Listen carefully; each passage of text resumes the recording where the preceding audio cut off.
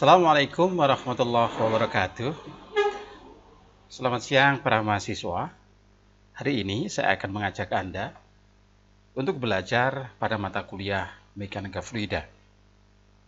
Video ini adalah ilustrasi atau contoh dalam pembuatan media ajar berupa video ajar yang dipersembahkan untuk tugas pembuatan video ajar pada pelatihan AA di Untirta pada tanggal 20 hingga 26 Agustus 2021. Pelaksana tugas adalah Dr. Fuad Abdillah. Mata kuliah ini adalah mata kuliah Mekanika Fluida. Dosennya adalah Dr. Fuad Abdillah.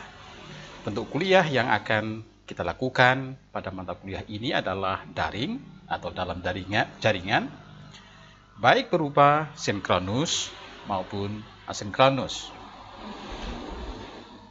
Waktu perkuliahan sesuai jadwal yang telah ditentukan atas dasar kesepakatan antara dosen dan para mahasiswa. SKS pada mata kuliah ini adalah 2 SKS dan rencana perkuliahan paling sedikit adalah 14 kali pertemuan dan mahasiswa harus atau wajib mengikutinya sebanyak 75%. Atau dari 14 kali itu 75%-nya adalah 10 kali. Ditambah 1 kali UAS dan 1 kali UTS.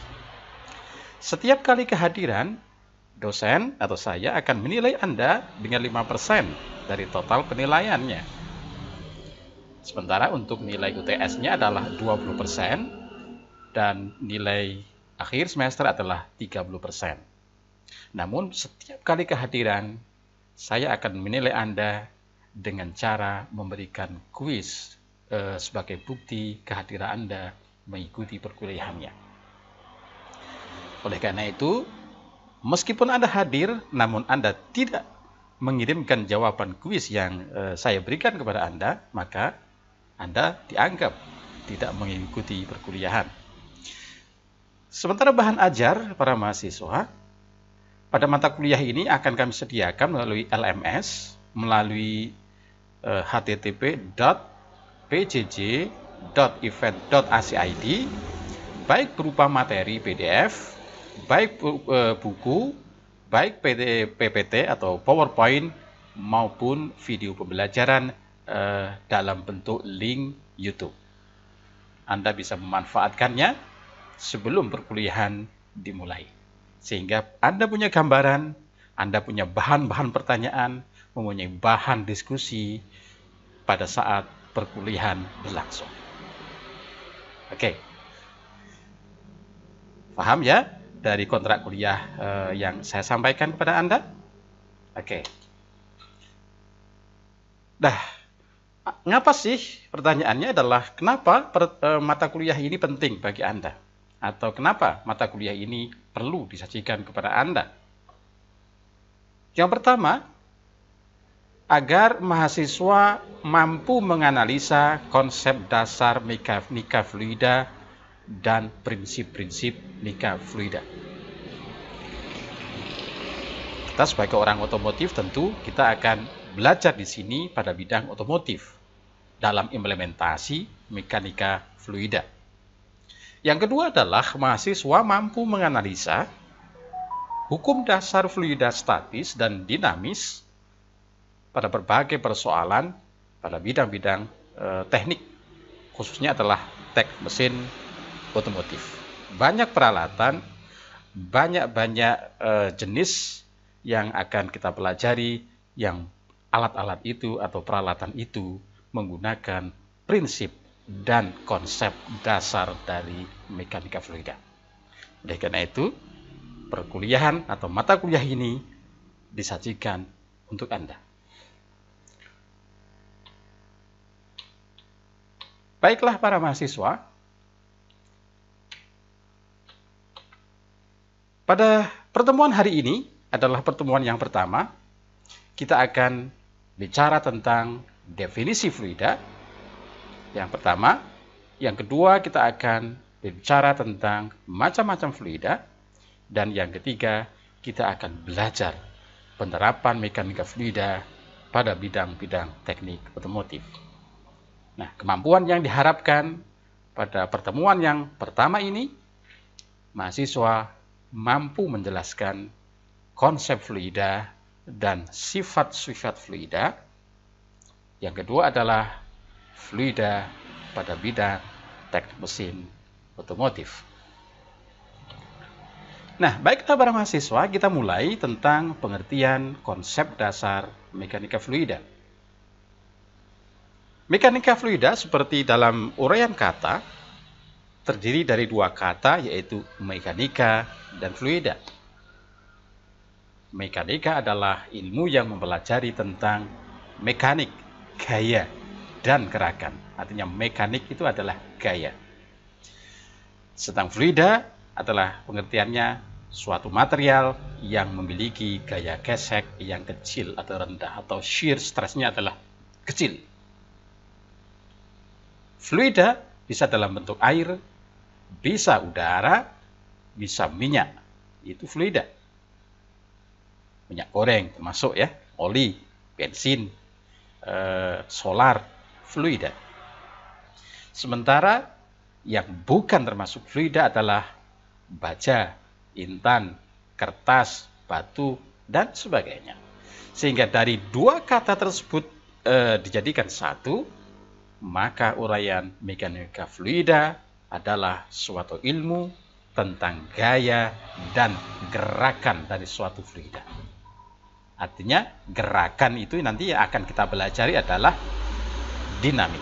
Artinya tidak diam, artinya bergerak.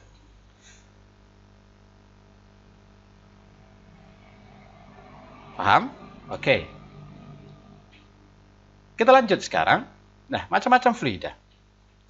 Fluida itu ada dua, yaitu dinamika fluida atau fluid dynamic. Yang kedua adalah static fluida atau fluid static. Fluid dynamic itu adalah aliran sungai misalnya. Fluida-fluida yang mengalir. Artinya tidak diam. Aliran darah dalam tubuh adalah mengalir. Pergerakan bahan bakar bensin atau solar di dalam mobil atau motor itu mengalir. Itu tidak diam. Di situ ada kecepatan, ada gaya, ada gerakan. Sementara untuk statika fluida atau fluid statik adalah fluida yang dalam keadaan diam. Oleh karena dalam keadaan diam, maka kecepatannya atau V adalah 0, statik. Sementara kalau dynamic, kecepatannya adalah tidak 0. Ya. Kemudian para mahasiswa, ada beberapa macam fluida. Ada cairan dan ada gas. Cairan adalah molekul-molekul saling yang berdekatan satu dengan yang lain, sementara gas adalah molekul-molekul satu sama yang lain yang berjauhan dengan gas tumbukan satu sama lain, sementara sifat-sifat cairan dan gas itu sangat dipengaruhi oleh satu, tekanan, yang kedua temperatur. Hubungannya temperatur itu adalah dengan termal. Jadi kalau misalnya tekanan itu adalah P, temperatur itu adalah T. P dan T, setiap gerakan itu pasti saling mengaruhi. Adanya gerakan piston misalnya dalam suatu engine, ada naik dan turun pada TMA dan TMB, itu dipengaruhi, itu disebabkan oleh perbedaan tekanan. Tekanan dipengaruhi temperatur. Oleh karena tekanan yang berbeda dalam satu engine itu berubahlah atau gerakannya dari yang besar ke yang kecil, kecil ke besar, dan seterusnya, maka akan menjadi putaran engine atau biasa disebut dengan RPM.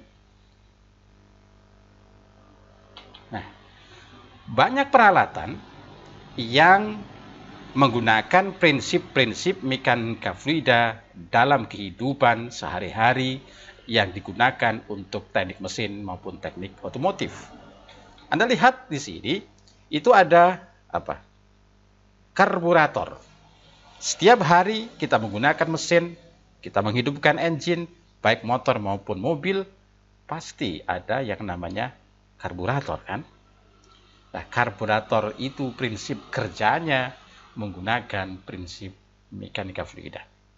Oleh karena itu, mata kuliah ini nanti akan bicara, akan diterangkan, akan dijelaskan bagaimana prinsip karburator itu dapat bekerja dan bagaimana peran dari mekanika fluida dalam prinsip tersebut.